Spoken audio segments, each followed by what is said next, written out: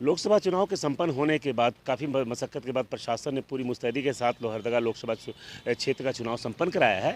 और आपको मैं बता दूं कि अभी हम मौजूद हूं लोहरदगा लोकसभा क्षेत्र के लिए जो मतदान केंद्र बनाया गया है वहां मौजूद हूं मैं।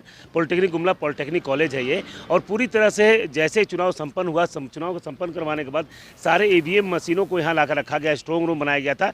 और उसके बाद से ही लगातार सुरक्षा व्यवस्था यहाँ कड़ी कर दी गई थी। लगातार सुरक्षा बलों के जवान को यहाँ लगाया गया था और टू बी कंटिन्यू सुरक्षा बल के जवान यहाँ लगे हुए थे।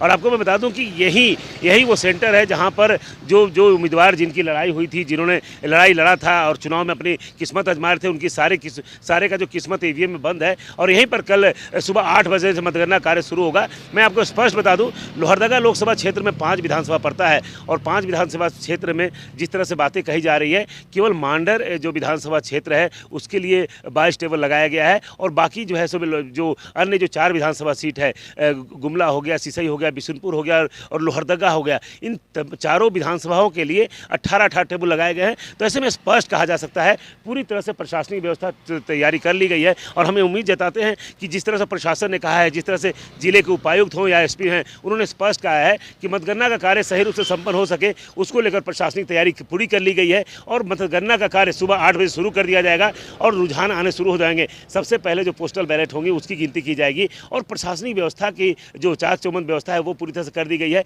और पोस्टल बैलेट की गिनती करने के बाद उसके बाद टेबल वाइज गिनती शुरू होगी। सभी स्ट्रॉन्ग रूम में सील करके जो रखे गए हैं ईवीएम, उनको पूरी तरह से सुरक्षा गाइडलाइन में जो यहाँ पर जो पॉलिटिकल पार्टी के एजेंट होंगे उनकी उपस्थिति में, उनके मौजूदगी में सारे स्ट्रॉन्ग रूम को खोला जाएगा। उसके बाद वहाँ से ईवीएम निकालकर काउंटिंग कार्य शुरू किया जाएगा। और ऐसे में स्पष्ट अनुमान लगाया जा रहा है कि 8 बजे से जब काउंटिंग शुरू होगी तो लगभग उसके आधे घंटे के बाद रुझान आना शुरू हो जाएगा। पहला राउंड, दूसरा राउंड, इस तरह से लगातार 20 राउंड के काउंटिंग होने की बात कही जा रही है। और प्रशासन के द्वारा यह प्रयास किया जा रहा है कि समय पर रिजल्ट निकाल दिया जाए, उसको लेकर कोशिश की जा रही है। और यहाँ पर अगर बात करें, हम सुरक्षा व्यवस्था की बात करें, तो यहाँ पर सुरक्षा व्यवस्था कई लेयरों में सुरक्षा व्यवस्था लगाई गई है। सबसे जो अंदर में जो है वहाँ पर पैरामिलिट्री फोर्स लगाए गए हैं, उसके बाद अन्य जो फोर्स है वो लगाए गए हैं और बाहर की भी सुरक्षा व्यवस्था। तो ऐसे में आप देख सकते हैं कि ये जो स्ट्रॉन्ग रूम है, जो मतगणना केंद्र बनाया गया है, वहाँ पर सुरक्षा व्यवस्था पूरी तरह से चाक चौबंद कर दी गई है। और प्रशासनिक दृष्टिकोण लगातार एसपी और डीसी यहाँ पर विजिट कर रहे हैं और कहीं ना कहीं ये दावा किया जा रहा है कि यहाँ पर किसी प्रकार की कोई गड़बड़ी नहीं होने दी जाएगी।